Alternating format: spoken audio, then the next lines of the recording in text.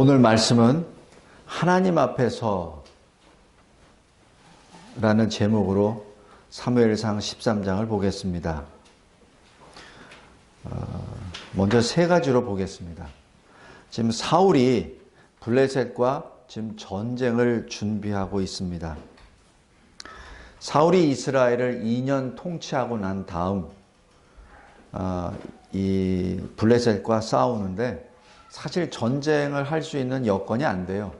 병력도 그렇고 무기체계도 그렇고 병력은 여기 보면 뭐 3,000명 또 여기 나중에 보면 600명 이렇게 되는데 이 5절에 보면은 블레셋의 병력은 해변에 모래같이 많더라라고 기록합니다. 마병만 6,000명입니다.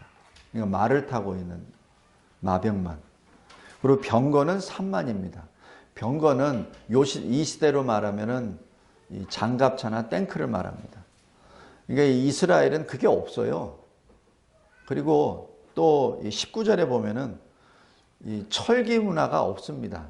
철제 이 무기가 없어요. 그러니까 있어봤자 이 굴이나 동이겠죠. 그러니까 같이 철칼하고 동칼하고 짱 부딪히면은 동이 잘라져 버리든지 돼버리죠. 이 게임이 안 되는 겁니다. 그러니까 병력 면에서도 안 되고 무기 체계 면에서도 안 됩니다. 지금 그런 상태입니다. 그렇기 때문에 사울로서는 자기가 자기 자신을 알거든요. 사울은 사실 좀 이 하나님 말씀하고 좀 거리가 먼 사람인데 그래도 싸움은 그래도 좀 잘하는 사람이기 때문에 상대가 어떻다는 것을 알아요. 자기가 어떻다는 걸 알기 때문에 사울이 사무엘에게 부탁을 합니다. 그래서 사무엘이 7일 후에 여기 길갈에 만나서 하나님께 예배를 드리고 그 다음에 전쟁을 나가자. 또 그때 하나님이 은혜를 베풀어 주셔서 그 전쟁에 승리를 또 주실 것이다 라는 그것을 아마 했을 거예요. 여기서까지 보면은 사울은 좋습니다. 하나님만을 경외하고 하나님으로부터 능력을 받아서 나라를 구원해야 되겠다 하는 거기까지는 참 좋습니다. 그런데 하나님께 순종할 때 우리 성도들이 꼭 명심해야 될 것은 내가 원하는 때에 내가 원하는 것을 받지 못할 때가 종종 있습니다. 아니 많이 있어요. 제 개인적인 경험으로는 10에 9은 내 뜻대로 안 됩니다. 왜 그런지 아세요? 내 뜻이 그만큼 부족하다는 얘기입니다. 내가 하나님의 마음을 아직도 못 읽었다는 뜻이 거기에 반영됩니다. 여기 사울도 마찬가지입니다. 블레셋과 전쟁에서 이스라엘을 구원해 내겠다는 그 마음 좋습니다. 왕으로서. 그리고 이것은 하나님이 해주셔야 된다. 좋습니다. 그런데 문제가 그 다음입니다. 두 번째. 제가 여기 설교 요약에 거의 순종이라고 표현했습니다. 이게 말이 좀 이상한데 거의 순종. 어디까지 순종했냐면은 7일까지 지켰어요. 8절에 보면은 그것도 사무엘이 정한 대로 7일 동안 기다렸는데 사무엘이 나타나지 않았습니다. 근데 이 7일이 어느 때를 7일이라고 한 얘기죠. 정오 12시를 그 7일의 한계로 두었는지 아니면 오후 3시를 한계로 두었는지 그건 모르겠으나 지금 이 번제를 드리자마자 마치자마자 사무엘이 왔다는 것을 보면 어두울 때 사무엘이 온 것이 아니라 낮에 사무엘이 온 거예요. 여기에 문제가 있습니다. 사울은 자기가 생각하는 7일은 예를 들어서 쉽게 얘기해서 12시예요. 근데 12시까지 나타나지 않았어. 사무엘은 12시란 얘기 안 했어. 그냥 7일 후에 내가 오마 이래 있어요. 근데 자기는 그 7일을 12시로 생각했고 하나님께 번제를 드렸고 아마 2시간 3시간 걸렸겠죠. 다 태우는데. 그러니까 한 3시쯤에 사무엘이 나타난 겁니다. 우리 성도들이 가장 조심해야 될 것이 이겁니다. 내가 하나님의 말씀에 순종을 했어요. 순종하려면 끝까지 순종해야지. 가다가 내가 내 의견을 자꾸자꾸 드러내서 내 뜻대로 해석을 해버립니다. 성경 말씀을 그렇게 해석하면 안 돼요. 순종은 온전한 순종이어야지, 그것을 내가 내 식대로 생각을 해서 내가 생각하는 만큼만 순종하고 나머지는 그냥 대강 결코 그래서는 안 됩니다. 그래서 지금 제가 거의 순종했다라고 표현을 합니다. 여기서 사무엘이 뭐라고 하죠? 여기 11절, 12절, 13절에 쭉 보면은 사무엘이 어떻게 얘기하죠? 내가 충분히 이해했어. 내가 늦었는데 미안해. 다음부터는 내가 당신이 말하는 것처럼 12시까지 내가 올게. 그렇게 했나요? 아닙니다. 아담이 범죄하고 난 다음에 창세기 3장에 하나님이 오시죠. 그 당시에 항상 하나님이 오실 때마다, 하나님이 부르실 때마다 아담은 항상 하나님 앞에 섰었습니다. 그런데 죄를 짓고 난 다음에 하나님이 오시는 것을 느끼자마자 바로 숨어버리죠. 그때 하나님이 뭐라고 하시죠? 아담아, 내가 어디 있느냐. 내가 어디 있느냐 하는 그 한마디 말씀은 모든 것을 다 대변합니다. 내가 너를 지었는데 내 형상대로 내가 지어서 내 뜻대로 내가 너에게 네가 할 수 있도록 다 권세를 다 주었는데, 능력을 다 주었는데, 그래서 내가 너를 부르기도 전에 너는 나의 마음을 알았고 내 뜻을 알았고 내 뜻대로 행하였었던 아담, 너는 지금 어디 있느냐는 얘기죠.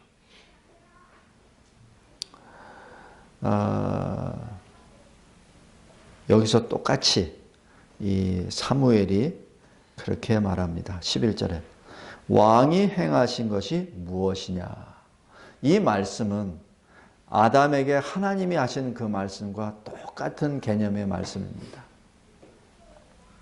사무엘이 몰라서 육하원칙에 의해서 질문하는 그 질문이 아니란 얘기입니다. 성도 여러분, 우리가 하나님의 말씀에 순종할 때 온전하게 순종해야 됩니다. 우리 출애굽할 때 모세를 잘 보세요. 출애굽해서 홍해 앞에 딱 섰어. 근데 홍해가 있어. 바다가 있어요. 뒤에서는 바로가 쫓아와요. 백성들은 모세를 죽이려고 합니다. 모세가 어떻게 했죠? 하나님께 부르짖습니다. 하나님이 하신 말, 가만히 있으라. 너희는 가만히 서서 내가 하는 것을 보라. 그 얘기예요. 지금 이 사울이 해야 될 것은 바로 그 일입니다. 블레셋 군대가 그렇게 많아요? 그럼 왜 싸움을 걸었어? 싸움을 걸지 말았어야지. 지금 싸움 시작은 누가 했죠? 사울이 먼저 한 겁니다. 전쟁이 났어요. 자기가 잘못해서 전쟁이 났습니다. 그래서 하나님께 물어요. 그럼 끝까지 물어야지. 왜 했다가 지 마음대로 해? 번제는 레위기에 의하면은 지정된 제사장에 의해서만 하게 돼 있지 마음대로 하는 거 아닙니다. 하나님께 나아가는 거 마음대로 나가는 거 아니에요. 신약 시대에는 예수 그리스도의 이름으로 나아가게 돼 있죠. 구약 시대에는 제사장에 의해서 하나님께 나아가게 돼 있습니다. 그런데 지금 현재 지금 사울이 자기 마음대로 생각해서 이렇게 변명을 합니다. 사무엘은 당신은 올 때까지 안 오고, 그것도 자기 시간 스케줄에 맞춰서. 병사들은 여기서 백성이라고 되어 있고 했는데 이게 히브리어 말로는 군대라는 말하고 같이 씁니다. 군대는 흩어지고 무서워하고, 그래서 하나님의 은혜를 얻기 위해서 내가 빨리 했습니다. 여기서 잠깐 스톱해야 될 게, 지가 뭔데? 하나님의 은혜를 간구합니까? 분명히 하나님께서는 제사장의 그 절차를 다 주셨는데 왜 지 마음대로? 왕이니까 지 마음대로? 아닙니다. 왕도 하나님의 절대 주권 아래에 있는 존재지 하나님과 동격이 아니란 얘기입니다.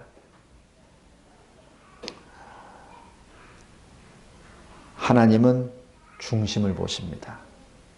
여기서 중심이라는 히브리 단어는 직역을 하면 심장입니다.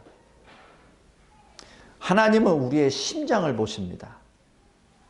우리의 심장이 하나님을 향하여 뛰고 있는 건지 아니면은 돌처럼 굳어서 뛰지 않는 건지 그것을 보고 계신다는 뜻입니다.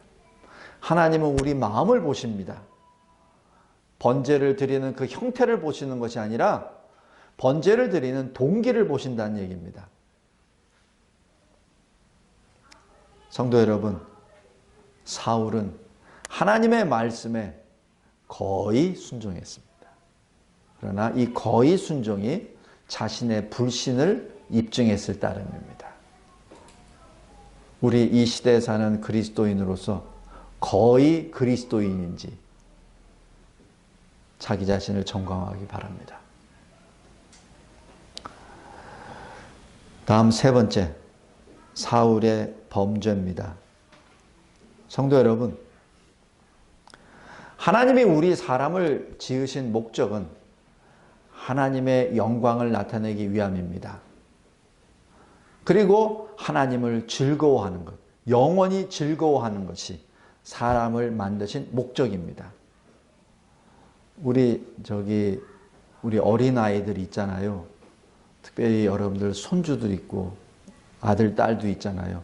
특별히 그 아이들이 어렸을 때, 지금 서암 안 하고 막 이럴 때, 그냥 막 이렇게 띠뚱띠뚱하고 자기를 향해서 웃기만 해도 얼마나 기분 좋아요. 그죠?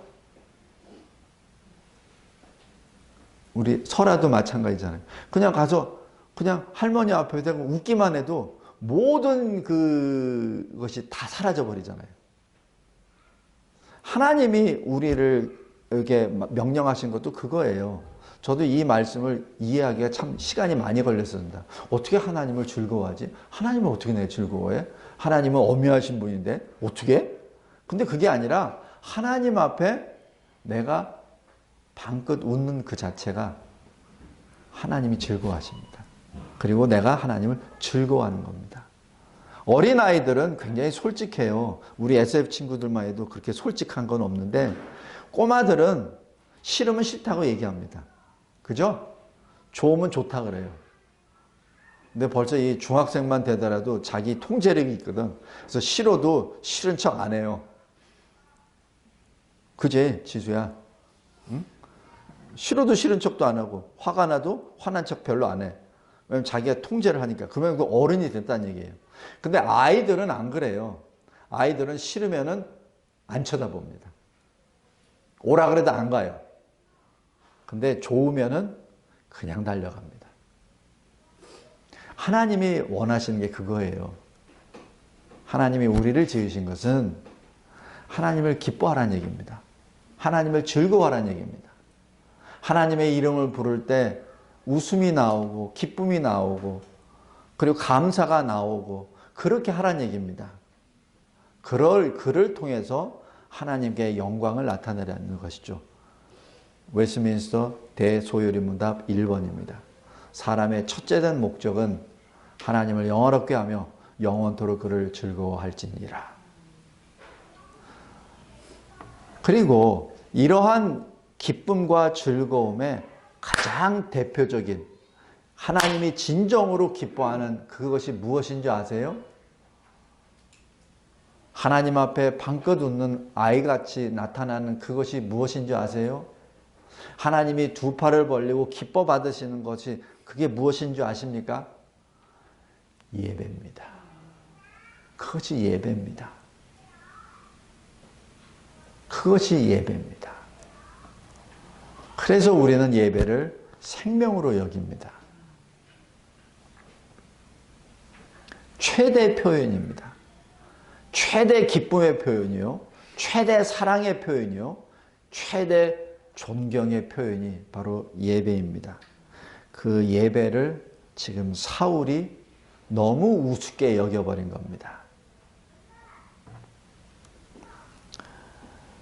성도 여러분, 하나님은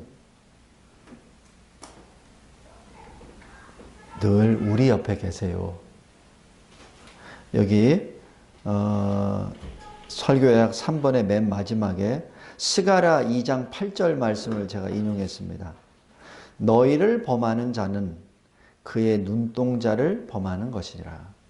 바로 자기 백성, 하나님의 백성을 못살게 굴고 하는 자는 하나님의 눈동자를 못살게 군다는 얘기입니다.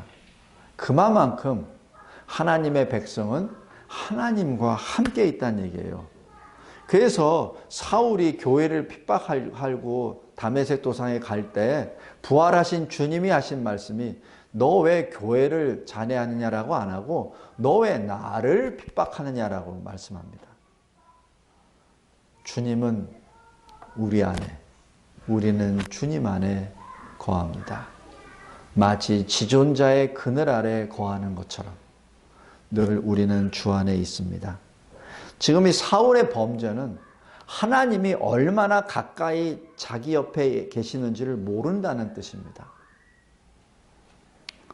성도 여러분, 이로 인하여 하나님은 하나님의 뜻에 순종하고 하나님의 뜻대로 봉사하는 하나님의 마음에 맞는 사람 다윗을 왕으로 세우십니다. 그러나 그 다윗마저도 완전한 왕이 아니시기에 하나님께서는 예수 그리스도를 영원한 왕으로 세우시죠. 우리 다윗을 잠깐 보겠습니다. 다윗은 골리앗 앞에 싸울 때 무엇으로 싸웠습니까? 창과 칼로 싸운 게 아닙니다. 여호와의 이름으로 싸웠습니다. 사울 자기 장인이 자기를 죽이려고 왔을 때 엔디게 지역의 굴 속에 피신 나고 있을 때 자기가 그 사울을 죽일 수 있는 그 순간에 기회까지 얻었어요. 주변의 신하들이 부하들이 죽이려고 그랬어요. 그런데 다윗이 어떻게 했죠? 아닙니다. 죽이지 않습니다. 왜? 여호와로부터 기름 부음 받은 왕을 내가 죽이지 아니하리라. 그건 하나님이 말씀하신 거거든요. 성도 여러분, 다윗 자기가 죽일 수 있는 그 순간에도 하나님 말씀에 의해 안 죽입니다. 그리고 그 골리앗의 거인 앞에 섰을 때도 무기 체계면이나 신장면에서 비교가 안 되는 골리앗 앞에서도 다윗은 하나님의 이름을 부르며 전쟁에 나갔습니다. 우리가 인생을 살면서 여러 가지 스트레스가 많아요. 그런데 그 스트레스 앞에서 우리는 어떻게 살아야 됩니까? 하나님의 이름으로 살아야 합니다. 그 스트레스에 휘둘려서 그 스트레스에 휘감겨서 살면 안 된다는 것을 의미합니다. 우리 주님은 이 세상에 오셔서 영원한 왕으로 오셨고 우리를 구원하는 구주로 오셨으며 그분은 바로 우리가 실패한 그 시험을 광야에서 다 이기십니다. 그것도 에덴 동산에 있는 아담은 풍요로운 파라다이스에 있었습니다. 혼자 있는 것이 아니라 자기 와이프까지 같이 있었어요. 그러나 예수님은 광야에서 혼자 싸우십니다. 내가 진정 하나님의 아들이거든 그렇게 40일 동안 굶어서 죽을 상 뜨지 말고 이 돌을 네 빵으로 만들어라. 그럼 내가 믿겠다 하십니다. 예수님이 뭐라고 하시죠?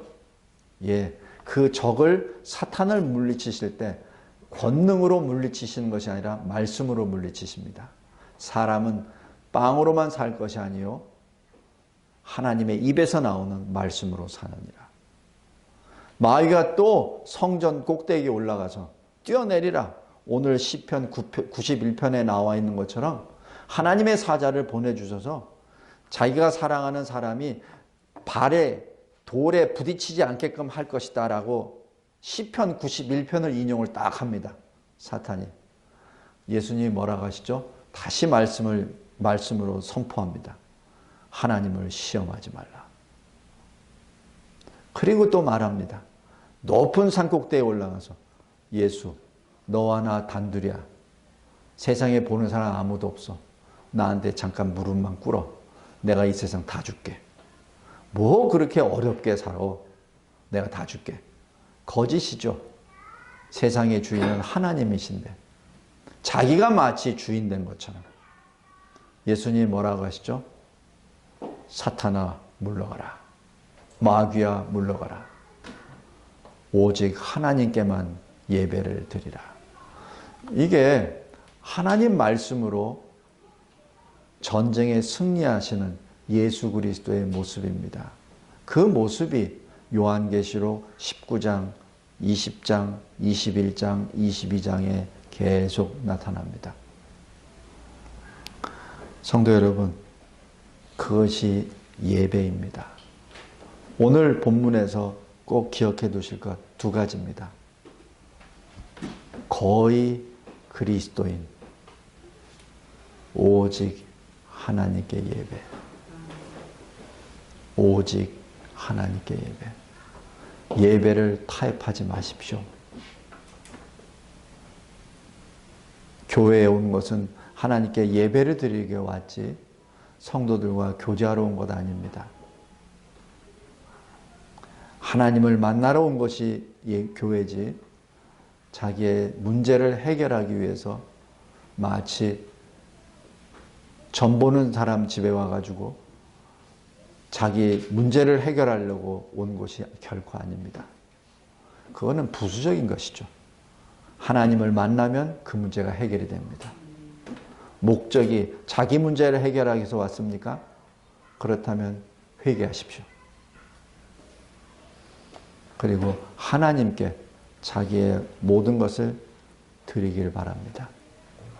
기도하겠습니다. 하나님 아버지 감사하고 감사합니다. 늘 하나님 앞에서 우리가 살아가는 거룩한 그리스도인 되게 하옵소서.